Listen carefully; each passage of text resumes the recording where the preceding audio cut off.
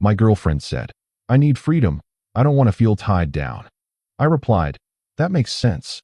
Then I set her free completely, canceled everything, walked away, and let her experience that freedom alone. Hey viewers, before we move on to the video, please make sure to subscribe to the channel and hit the like button if you want to see more stories like this. Thanks. I just feel like I need more freedom in this relationship. She said it casually, like she was commenting on the weather. Like 3 years of us could be folded into a single sentence and handed back to me without blinking. I didn't say anything right away. I just sat there, holding a mug of coffee that had gone cold 20 minutes ago, staring at the table between us like it might offer me something. A script, an explanation, anything. "I don't want to feel tied down," she added. And then she smiled. Not a cruel smile. Not even an apologetic one. Just a smile. Like she'd finally said something she'd been rehearsing for weeks. And the relief of saying it out loud was more important than whatever it landed on. I looked at her for a long moment. I looked at Qley, her hair pulled into that loose knot she always did on Sunday mornings, her hands wrapped around her own mug, her eyes searching my face for something I couldn't name. And then I said the 2 words that would change everything between us. "That makes sense." I was 29. She was 27. We'd been together for 3 years, living together for the last 14 months in a 2-bedroom apartment on the west side of the city that we'd picked together, furnished together, built a life in together. Or at least, I thought we had. The morning she said it, we hadn't even argued. That was the part that kept circling back to me later. There was no fight, no dramatic build-up, no breaking point that I could point to and say, "There." That's where the crack started.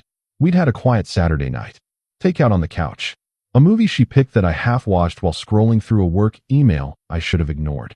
She'd fallen asleep against my shoulder somewhere in the second act, and I'd turned off the TV and covered her with the throw blanket, and it felt normal. It felt like us. And then Sunday morning arrived, and she sat across from me at our kitchen table, and she said she needed freedom. I asked her what that meant. Not aggressively. Not with an edge. I genuinely asked, "What does that mean to you, Qley?" She tilted her head slightly, like she was choosing her words from a shelf. "It means I want to be able to do things without checking in," she said. "Like what things?" "Like going out. Seeing friends. Not always having to loop you in." I nodded slowly. "Do I stop you from doing those things?" She hesitated, and that hesitation told me more than anything she could have said. "Not exactly," she finally answered. "But I feel this pressure. Like there's an unspoken expectation. I've never told you where you can or can't go," I said. "I know that. I've never asked you to check in with me." "I know that," she repeated, and her voice got a little firmer, like I was missing the point on purpose. "Then where's the pressure coming from?" She looked out the window. "It's just the nature of being in a relationship," she said. "It comes with the territory." And I sat with that. I turned it over. I thought about all the times I'd encouraged her to go out with her friends while I stayed home. All the times she'd texted me last-minute changes to plans, and I'd said no problem, have fun. All the times I'd given her exactly what she was now saying she didn't have. And I thought, okay, maybe I'm missing something. Maybe this is about something I genuinely can't see from where I'm standing. So instead of defending myself, I asked her one more question. "What would freedom look like for you?" She thought about it. Really thought about it, like the question surprised her. "More space," she said eventually. "Room to breathe. Room to just exist without everything feeling so permanent." Room to breathe. Everything feeling so permanent. I set down my cold coffee. "Okay," I said. "Okay. Yeah," I said. "That makes sense. I get it." And I meant it. I genuinely meant it. In the way that sometimes truth arrives before understanding does. Something inside me had shifted, quietly, with barely a sound, like a key turning in a lock I hadn't known was there. I spent the rest of that Sunday alone. Qley went to meet her friend Tessa for brunch, which she'd mentioned the night before, and I told her to have a good time, and she looked at me like she was waiting for something else, a question, a guilt trip, a "when will you be back?" And when none of it came, she left. I cleaned the apartment. I did laundry. I sat on the balcony for a while and watched the street below without really seeing it. And I started thinking, not the frantic, panicked kind of thinking, the slow, deliberate kind, the kind that feels like archaeology, brushing dust off things that've been buried for a long time, careful not to break anything before you understand what it is. I started going back through the last year, not searching for proof of anything, just looking, just being honest with myself in a way I sometimes avoided because honesty has a cost. I thought about the trip we'd planned to Portugal. 8 months from now. Deposits already paid on the flights and the villa. I thought about how excited she'd been when we booked it, how she'd spent 2 weeks building a Pinterest board of restaurants in coastal towns, and how recently, when I'd mentioned it, she'd changed the subject faster than the moment called for. I thought about the conversations we'd been having over the last few months. Or rather, the conversations we'd stopped having. The way dinner had started happening more on the couch than at the table. The way she'd started going to bed later and later, long after I'd fallen asleep, and I'd stopped noticing because I told myself it was just a phase. I thought about the Sunday 3 weeks ago when she came home from a yoga class at noon, and I'd asked how it was, and she said fine, and I'd said who did you go with, and she'd said just some people from the studio, and something about the way she said it had made me pause, just for a second, before I let it go. I had a habit of letting things go. I was proud of that habit for a long time. I thought it meant I was secure, unbothered, the kind of partner who didn't sweat the small stuff. But sitting on that balcony, watching the city do its slow Sunday thing, I started wondering if what I called not sweating the small stuff was sometimes just not paying close enough attention. She came home around 3, good mood, laughing at something on her phone as she walked through the door. She kicked off her shoes, dropped her bag on the entry table, and flopped onto the couch without looking up. How was brunch? I asked from the kitchen. Amazing, she said. Tessa knows this place that does bottomless mimosas until 2 and the eggs Benedict are genuinely life-changing. Nice. A pause. You okay? She asked. Yeah, I said. Just thinking. About what? About what you said this morning. She looked up from her phone then. Something moved across her face. Not guilt exactly, but its cousin. I didn't mean it to be a whole thing, she said. I know. I was just being honest. I know, I said again. I'm glad you were. She studied me for a moment. You seem weird, she said. I'm fine, I said. I'm just processing. Processing what? I came and sat on the opposite end of the couch. I looked at her directly, because I'd always thought the least you owed someone was eye contact when the conversation mattered. I'm trying to understand what you actually want, I said. And I want to make sure I give it to you, not just the version of it that's easier for me to give. She blinked. I don't think she expected that. What do you mean? I mean, if you want space, I want to give you real space.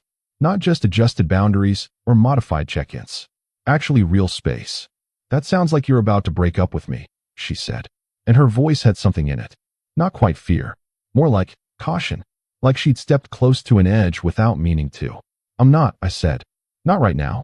But I want to understand what you're asking for, because I think what you're describing and what I can actually give inside a relationship might be two different things. Silence. Real silence. The kind that sits in a room and takes up space. I'm not asking you to break up with me, she said, quieter now. I know. I just want to feel less constrained. By me specifically, or by the relationship as a concept? She didn't answer, and that was an answer. We didn't break up that night. We fell into the week like we always did. Work, dinner, routines, and on the surface nothing changed. But I'd moved something internally that I couldn't move back. I started observing more than I'd allowed myself to before. Not spying, not snooping through her phone or checking her location. Just watching, listening to the whole sentence instead of the first half. Noticing the pauses. On Tuesday evening, she said she was going out with some coworkers for drinks. I said, have fun. She said, are you sure you don't mind? And I realized she'd been asking me that for months. Are you sure you don't mind? And I'd always said no, of course not. Go, enjoy yourself. And now I was wondering what she thought she was getting permission from, because I'd never withheld it. So why did she keep asking for it? Thursday came. I was home first, which was normal. I'd made pasta, which was something I did on slow evenings. She came in around 7:30, smelled the food, and seemed genuinely pleased. We ate together at the actual table for the first time in probably 2 weeks. And it was good. Easy. She laughed at a story I told about something that happened at work. I asked about the project she'd been stressed about, and she actually told me. Not the summarized version, but the real version, with the frustration and the office politics and the parts that mattered. And I thought, asterisk, this is it. This is the thing we used to do every night. Asterisk. Somewhere between year 1 and year 3, we'd let this slip away and replaced it with phones on the couch and half conversations and the comfortable shorthand of people who assume they know each other well enough not to look too closely. After dinner, she said, this was nice. Yeah, I said. We should do this more. We should, I agreed. And then she said, I'm going out with Tessa and some others Saturday night. Girls thing. Probably late. Okay, I said. You sure? There it was again. Qley, I said, setting down my fork. Why do you keep asking me if I'm sure? She looked caught. Because I want to make sure you're okay with it. But why would you need my permission? I don't need it. It's courtesy. It's what couples do. It's only courtesy if the other person actually needs to be consulted, I said. If I never say no, and I never get upset, what are you actually asking me for? She stared at me. You're doing that thing again, she said. What thing?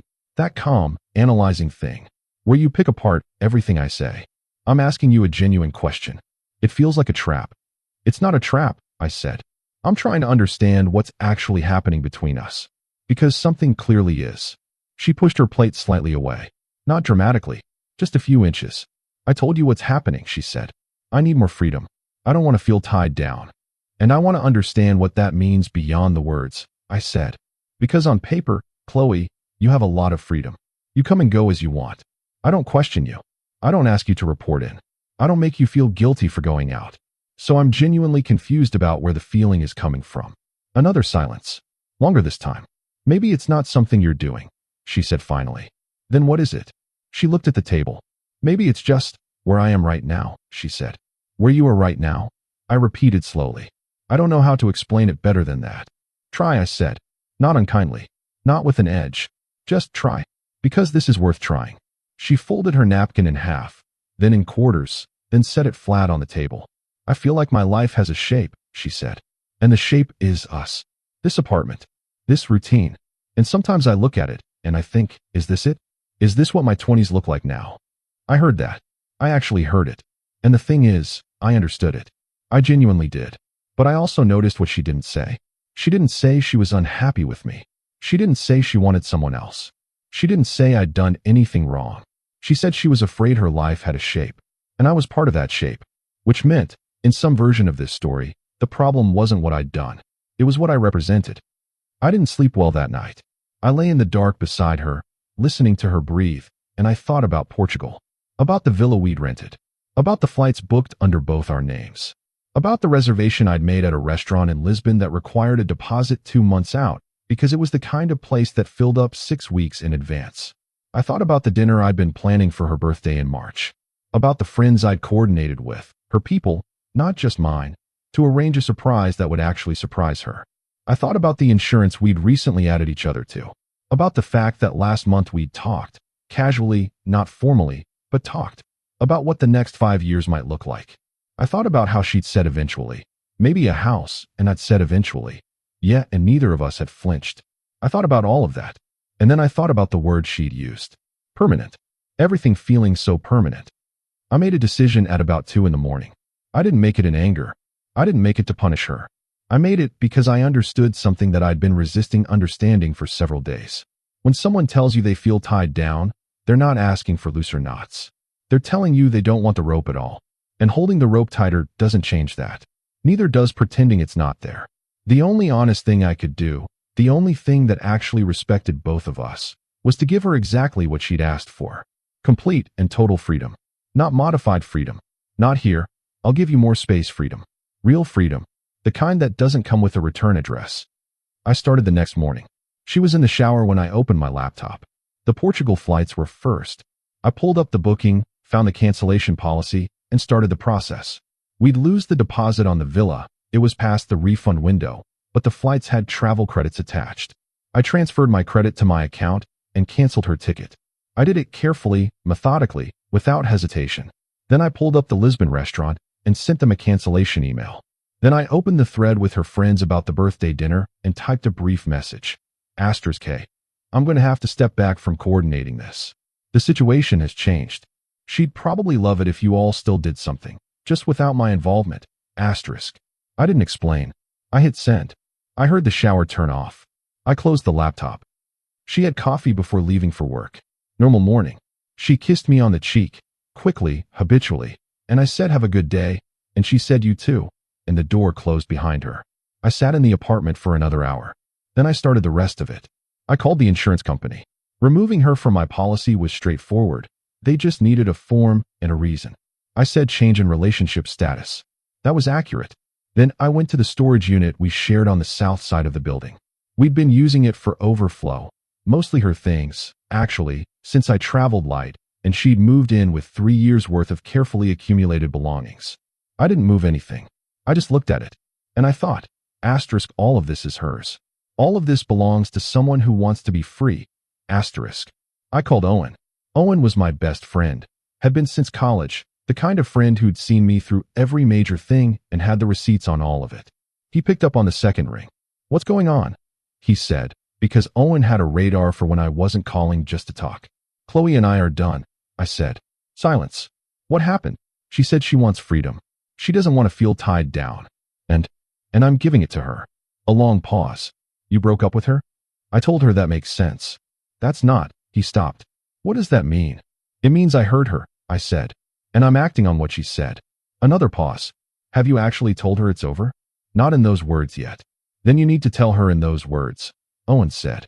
"Because right now you're canceling things, and she doesn't even know." "She'll know," I said.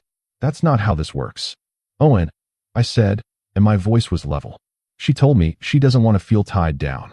She told me the relationship feels too permanent. She has been asking for permission to go out with her friends like I'm her supervisor. Something is already over. I'm just being honest about it." He was quiet for a moment. "Are you okay?" he asked finally. "I don't know yet," I said. "That's a real answer." "Yeah," I said. "I'm being very honest with myself today."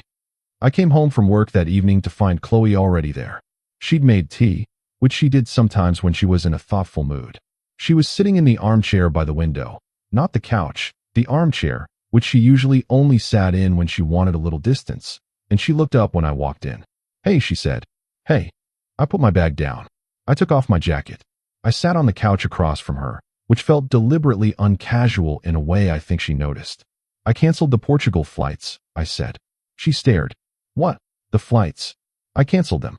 You'll get a travel credit in your email. You can use it whenever you want." Her mouth opened slightly. "Why would you do that?" "Because you said you need freedom," I said. "And Portugal was a plan we made together when we were building something together. I don't think it makes sense to hold on to it." "We were going in 8 months," she said, and her voice had something shaky in it now. "It wasn't. That's not what I meant when I said." "What did you mean?" I asked.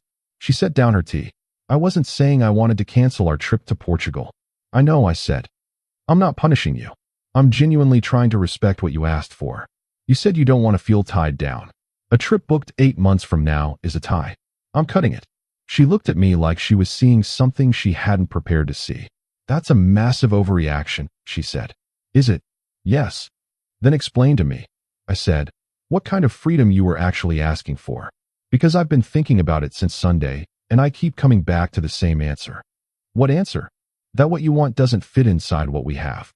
She stood up from the armchair. Not in anger, in discomfort, like the room had gotten too small. "You're making a decision for both of us," she said. "No," I said. "You made a decision. On Sunday morning, over coffee. I'm just taking it seriously." I was sharing a feeling. A feeling about not wanting to feel tied down. "That doesn't mean I want to break up." "Okay," I said.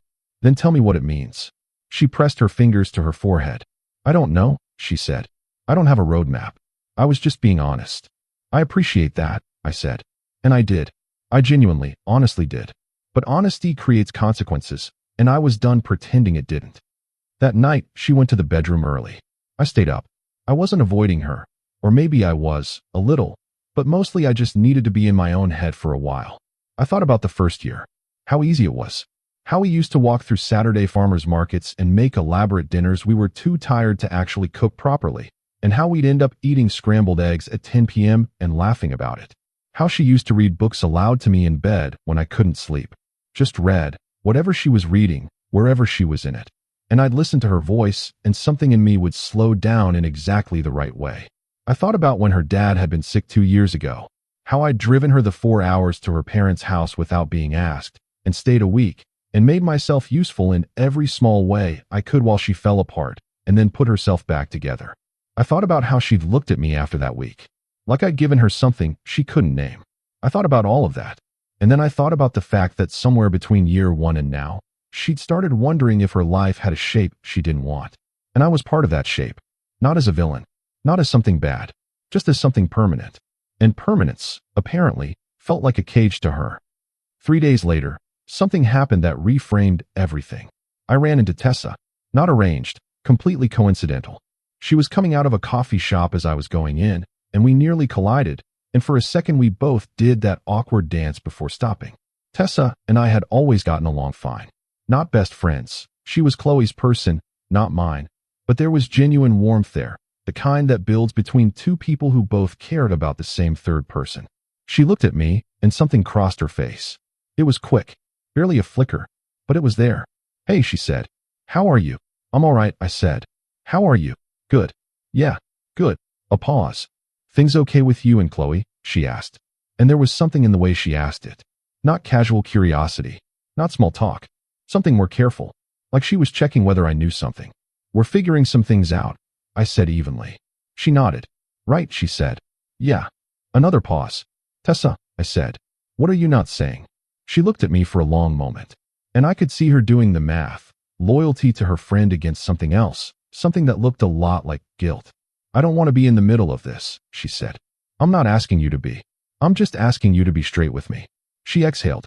"There's someone she met," Tessa said quietly. "At the studio. The yoga thing. His name is, I don't actually know his name. But they've been talking. For a while." I stood very still. "How long is a while?" "Maybe 2 months." 2 months. 2 months of just some people from the studio. 2 months of "Are you sure you don't mind?" "Is it serious?" I asked.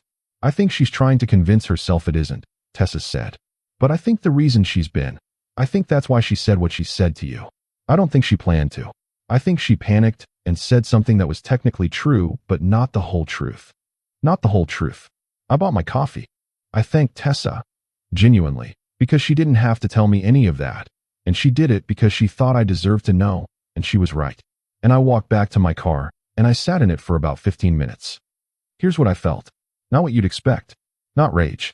Not the hot, spiraling kind of betrayal that makes people do destructive things. What I felt was something quieter and more devastating. Clarity. The complete, unambiguous kind.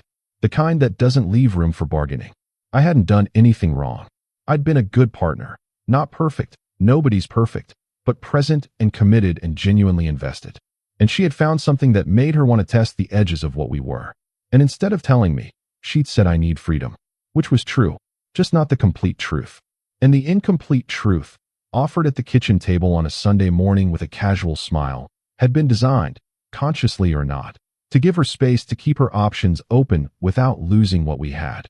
Freedom in the apartment. Freedom in the safety net. Freedom and the guy who drove her 4 hours to her parents when her dad was sick. I wasn't angry at her for being human. I was just finally, completely clear about what I was actually dealing with. I didn't confront her that night. I thought about it. I ran the conversation through my head 100 times on the drive home, but when I walked through the door and she was there in the kitchen making dinner like a normal evening, I realized something. A confrontation would give her something to respond to. An argument would give her a position to take. And I didn't want to give her either of those things. What I wanted to do, what I'd already been doing, actually, without fully understanding why, was to simply act. Not react. Act. To take her at her word. She wanted freedom. I was going to make sure she had it. All of it. Every last piece. Over the next week, I handled the rest of it quietly. I started looking at apartments. Not dramatically. I didn't tell her, didn't announce it, didn't make it a scene. I just started looking. There was a place 2 neighborhoods over, smaller, less expensive, that would work fine for me.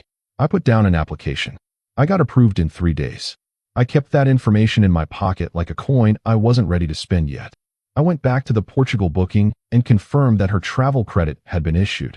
I saw that she hadn't opened the email. I noted that. I thought about the birthday dinner. Her friends had replied to my message with varying degrees of confusion and concern, but 2 of them had said they'd handle it, and I trusted them too. I thought about what I owned in this apartment versus what she did. Practically speaking, I had brought less into it. My furniture, my books, my things. Her furniture was nicer, and there was more of it. The apartment was in both our names, but we discussed at the time of signing that if it ever came to it, she'd keep it. Not formally, just one of those conversations. One of those permanent feeling things. 12 days after the Sunday morning conversation, I sat her down. Not at the kitchen table. On the couch, facing each other. She could tell from the way I sat, not rigid, not stiff, just very deliberate, that this wasn't a casual talk. "I need to tell you some things," I said. She nodded slowly. "I found an apartment," I said. "I'm moving out at the end of the month. Her face went white. Not metaphorically. Actually. What? The lease is in both our names, and you make more than I do, so it makes sense for you to stay. I'll arrange to remove myself when the time comes. What are you? Why are you? I canceled the Portugal trip. I continued, because I needed to get through this evenly, without stopping. I've removed you from my insurance. I've handled the birthday dinner. Your friends are planning something. They'll reach out. There's nothing left that has both our names on it. She was shaking her head slowly. I don't understand what's happening, she said, and her voice was small in a way I hadn't heard before. You said you needed freedom, I said. That you didn't want to feel tied down. I took you at your word. I've spent the last 2 weeks making sure there's nothing tying you down. This isn't what I meant. I know it isn't the whole of what you meant, I said. And she froze. Just for a second. But I saw it. That tiny, fractional freezing. The pause of someone who's been caught in the unspoken. Tessa told you, she said. It wasn't a question. She ran into me. I said. She thought I deserved to know. She pressed her hand over her mouth. Her eyes filled. And I sat very still, because I had prepared myself for this moment by being honest about it in my own head for days, and I was not going to be destabilized by tears that had as much to do with being caught as with genuine grief. I wasn't. It wasn't serious, she said, her voice breaking slightly. I believe you, I said. Then why? Because it tells me something about where your head was, I said. It tells me that the freedom you were asking for wasn't about going out with friends or skipping check-ins. It was about keeping a door open. And you asked me for it without telling me why you needed it. And that, Qley, that's not something I can work with. She was crying properly now. I didn't know what I was doing, she said. I think you did, I said. I think you knew. I think you were scared, and instead of being honest about what was scaring you, you asked for a different kind of permission. She looked at me through tears. I don't want to lose you, she said. And there it was. The thing she'd come to when everything else had been stripped back. I'd wondered when it would arrive. I know, I said. Then why? Because you wanting to keep me and you choosing to keep us are two different things, I said. And you haven't been choosing us. You've been keeping your options open and calling it freedom. And I love you too much to be an option. Silence. Long, real silence. I made a mistake, she said. Maybe, I said. But the mistake I'm more concerned about is the one that led to it. The part where you stopped talking to me. The part where you started asking for permission every time you went out, not because I demanded it, but because guilt will do that to a person. The part where you sat across from me at our kitchen table and said I need freedom when what you meant was I've been interested in someone else, and I don't know what to do with that. She was quiet. That's what happened, I said. Not because I'm angry, just because it's true. She didn't argue, and that told me something too. When people genuinely think you've got it wrong, they argue. They push back with specific details. They say that's not fair or you're mischaracterizing it. She just sat with it. Which meant I was right, or close enough. The following 2 weeks were the strangest of my life. We were still in the same apartment. We were civil, more than civil, actually. Oddly careful with each other in the way that comes from both people being aware that things are fragile and neither wanting to be the one to break something further. She tried to talk about it more than once. About the guy from the studio. About what she'd been feeling. About whether there was a version of this where we worked through it. I listened. Every time, I listened. And every time I said the same thing. I think you need to figure out what you actually want, without me waiting on the other side of that. She said, what if what I want is you? I said, then you would have known that before you started wondering. I moved out on the last Saturday of the month. Owen helped me. We loaded my things into a rented van. It took maybe 2 hours, because I really did travel light. And when it was done, I went back up to the apartment to leave my key on the entry table. Qley was there, standing in the living room. Watching me. I put the key down. The utilities are sorted, I said. I've emailed the building about updating the lease. Everything else should be clean. She nodded. The apartment's going to feel different, she said. Probably, I said.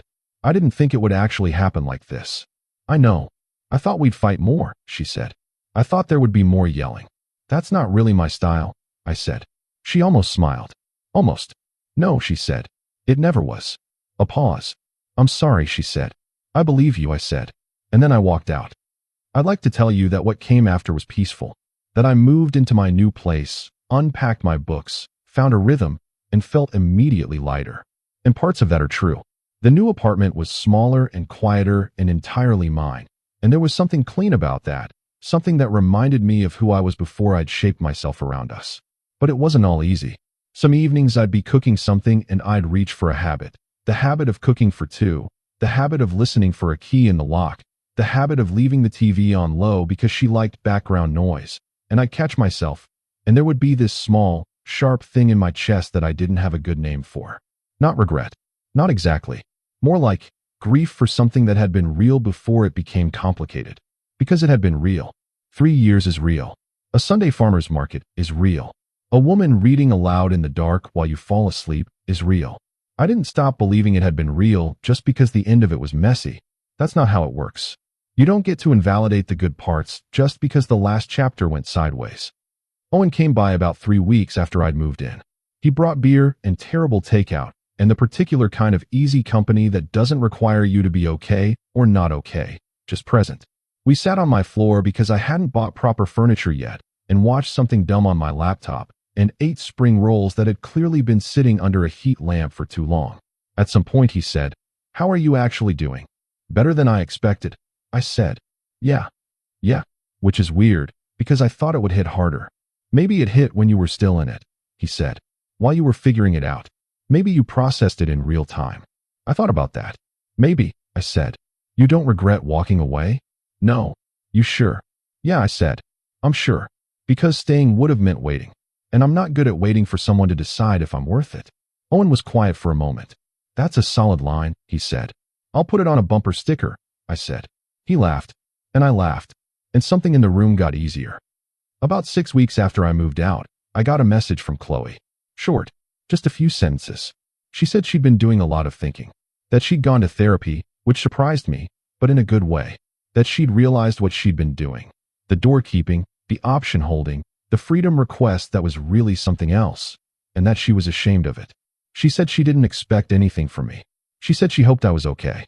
She said, and this was the last line, "Asterisk, you handled it better than I deserved. That says more about you than anything I ever said about you. Asterisk." I read it twice. I typed a reply. I deleted it. I typed another one. I sat with it for a day, and then I sent this. Asterisk, I hope therapy is good. Take care of yourself. Asterisk. Not cold. Not warm. Honest. Because that's what the moment called for. Months later, I had a conversation with a colleague, a guy named Felix, who'd been through his own version of something like this a few years back, and who had the kind of self-aware wisdom that only shows up after you've been genuinely humbled by something. We were having coffee after a meeting, and I don't know how we got onto the topic. We did, the way these conversations happen, gradually, and then all at once, and I told him the broad strokes. He listened, and when I finished, he said something I've thought about since. "The thing about giving someone exactly what they asked for," he said, "is that it removes all the ambiguity. They can't say you misunderstood. They can't say you overreacted. They asked for freedom, you gave them freedom. Everything after that is on them." "That's more or less what I thought," I said. "But did you do it for that reason?" I thought about it. "No," I said. "I did it because it was the only honest response. Because staying and pretending I could rewrite the terms mid-game would have been lying to both of us." He nodded. "And what did you get from it?" "My own life back," I said, which I didn't realize I'd been slowly handing over piece by piece. He raised his coffee cup. "That's the thing about freedom," he said. "When you actually give it to someone, sometimes you discover you needed it too." I think about that sometimes. About how I spent 3 years building a version of myself that existed in relation to someone else. Not because she demanded it. Not because I lost myself in some dramatic, visible way. Just the quiet, incremental way that happens to people who care. You adjust here. You